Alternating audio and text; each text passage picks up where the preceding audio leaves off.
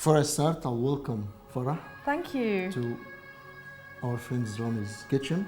And this will be a small, quick segments for your viewer on internet and ours as well. Thank you very much. And it was very tough and hard. What should I cook? Easy and fast and Egyptian. So I thought about kosher. And there's nothing more Egyptian than kosher, is there really? If you look at it, with what it has there, it has the most important thing with lentil. And Right. lentil has been, by the way, Egyptian food is the most documented food anywhere. It's written on the wall since the Historically, ancient is Egypt. it? Yes, yes. I mean, you will have the first bread from the point that they picked up the grain, grind it, make it flour, make dough, bake it. By the way, men used to cook. You won't find any women. You won't find any women anywhere that's being cooked. You're enjoying yourself from the ancient Egyptians. In the ancient Egyptian times, okay. Yes, yes. Anyway, so it has lentil. Another thing with the religious, all in the Bible, the Quran, it's been mentioned. The food being mentioned. I didn't know that. Lentils are mentioned by name. Grains in general. Grains. So, being an Egyptian dish, it has mostly rice, lentil, and let's go through what we're gonna do. It has a lot of there's a small lot of stuff ingredients. in there. Exactly, I exactly. can't tell. But this is street food. You'll Street find it everywhere, and Okay. you'll find it at home. Personally, this is one of my favorites, and I always say it's not the food, it's the mood. And I found out that this, when I did my first cookbook, I was thinking, what really is the closest to my heart was a kosher? Just for a reason. Really? I find out that my mother used to cook it for me. If I have good grades, my birthdays, so any good occasion, I have kosher. So this is full of positive memories for you. So I hope it will be for you too. I hope so. I'm sure it will.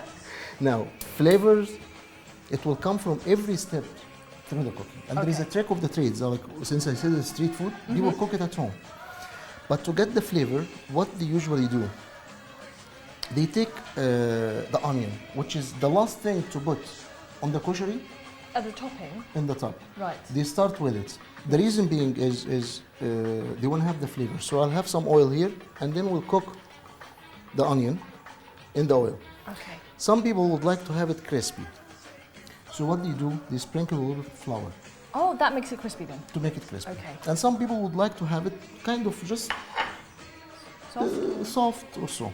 So we have both. What we'll do here, just to go through the process very quick, this is the soft version of it. This one, I will use it for cooking. And meanwhile, if I want to have it crispy, like this with a little bit of flour, despite which one I want, I need the flavor to go to the oil that I'm going to use for cooking. Ah, so you flavour the oil with the onions that Exactly. you use later on. Yes. Okay. So we'll start right now. I'll take some of this oil that we cooked the onion in. I'll just put a little bit of the oil here.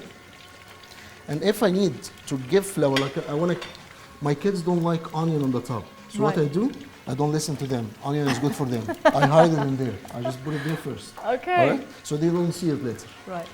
Then after I cook that, I have this, they're just golden brown. I will add to it lentil. To save yourself a time, you can always soak it Right. or parboil it. So it's This been is the cooked. dry stuff. Exactly. And usually when you buy some of the dry ingredients is in open air, so it might get some dust. So you wash it, So you have to clean it soak it thoroughly. with a little bit of hot water. It saves Okay. you some time. And then this what I will use with the onion. So I'll add it to the onion here. And just seasoning a little bit of salt, a little bit of pepper. And it's always better to season your stuff one at a time as you go, so you don't forget. If you get yourself into the habit, oh, did I season it, did I not? And then in the end you add to it. So it's better as you add each ingredient, you season it. Then I will have water added to this one. And what I'm trying to do here, I'll just turn this off. What I'm trying to do here, you see this water, it's getting dark Why is it getting dark? because of the onion Okay. and because of the lentil. Right. And that's the whole thing. This is the secret. That's what I want to have as a flavor. And rice being soaked, and this is Egyptian rice. This is medium grain. Has it been cooked yet, or is it? No, it's just been soaked. Right.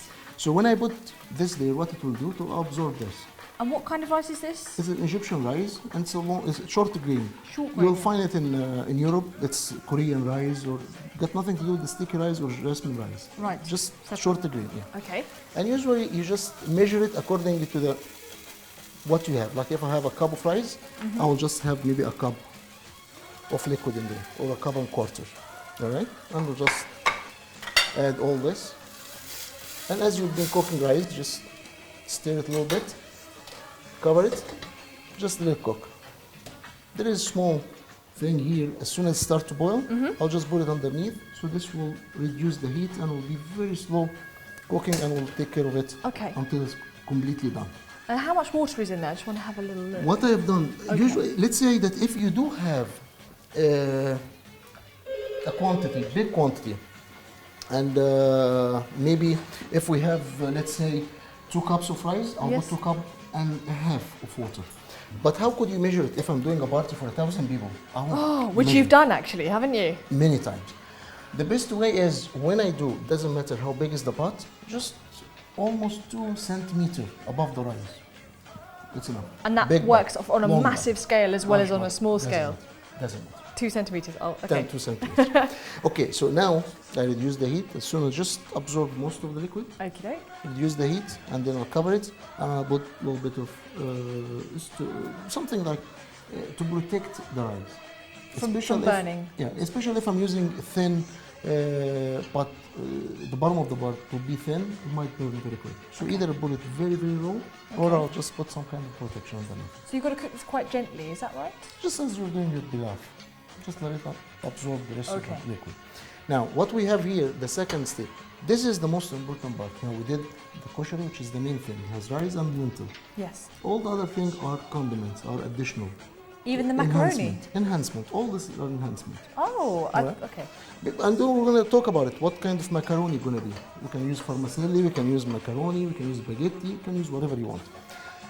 One of the most important enhancement is the sauce. Okay. Tomato sauce. This tomato sauce is done a little bit different. We'll go back to the first thing we said. We are flavoring this olive oil that we're going to use for almost everything we use. Okay. So I have a little bit of oil here. And with that, I'll add a little bit of garlic. Just chopped garlic. Okay. Just add a little bit of chopped garlic here. So this, what I'm going to brown a little bit, not much. Okay. And you know how to flambe food? You're using... Well, I haven't got a clue, I'm afraid. Anyway, you use... I've seen it done. Yeah, but you use vinegar. In this term, I'll use vinegar. And white vinegar, strong. Because white vinegar has about like 6% of acid to it. Okay. So it has a bite and it's stronger than, like if you have balsamic, it's less than 4%. That's why it doesn't have the acidity. I see, okay. And the tomato sauce is quite tangy in course. Yeah, and then I'll use tomato too. And the tomato, it's kind of... acidic as well. Exactly. So what I will do, when it gets hot, I will put a little bit of vinegar. All right? And I will have some of the tomato. So this would be some... Is this just pureed tomato? It's almost between puree or paste, so it's not quite thick. And I will reduce that with a little bit of the water, because I want it to cook down anyway. I'll just put a little bit of water there. Okay. Now, if I'm going to reduce anything while I'm cooking anything, if I reduce it, I won't season it now. Because if I season this and I test it, maybe it tastes fine. But after it's been reduced... Too strong? Or? Exactly. Okay. So, because it's less than what I have to start with. I see. So I'll let it sit, let it cook until it's been reduced, and that's what I'll end up having, just reduced tomato sauce. Nice, okay. You can have some onion to it, you can have some flavor to it.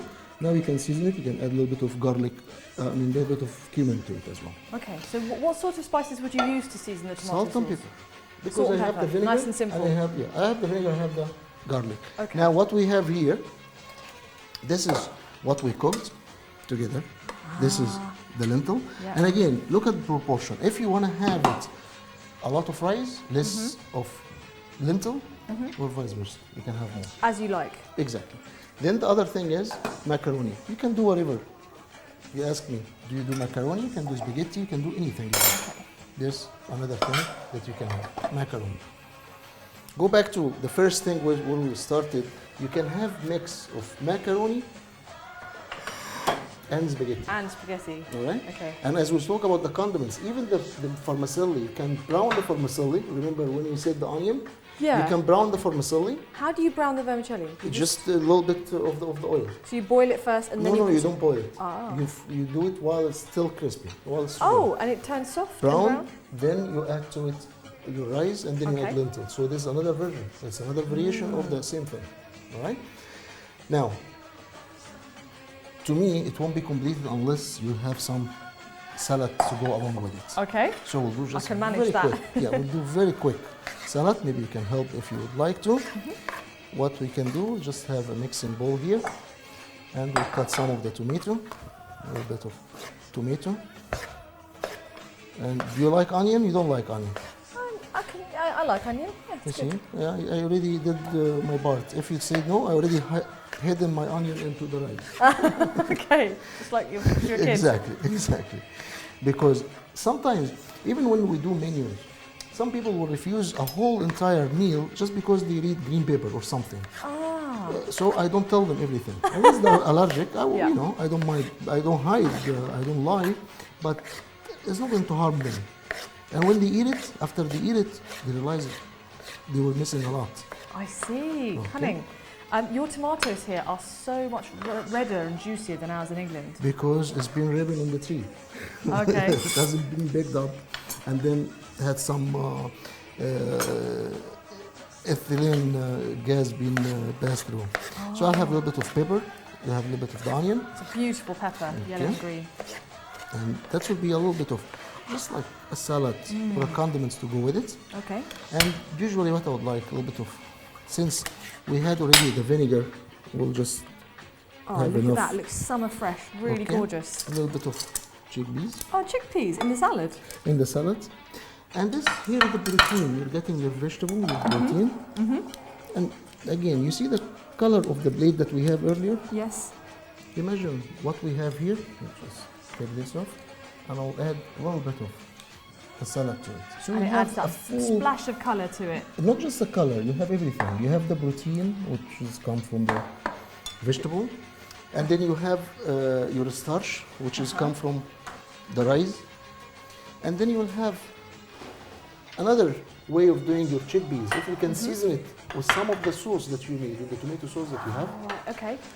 Some other people, what would they do? They have oil, Yes. vinegar, a little bit of garlic, and just, this is another additional condiment to go Now in. that's really delicious and tangy. I've had that before in Cairo.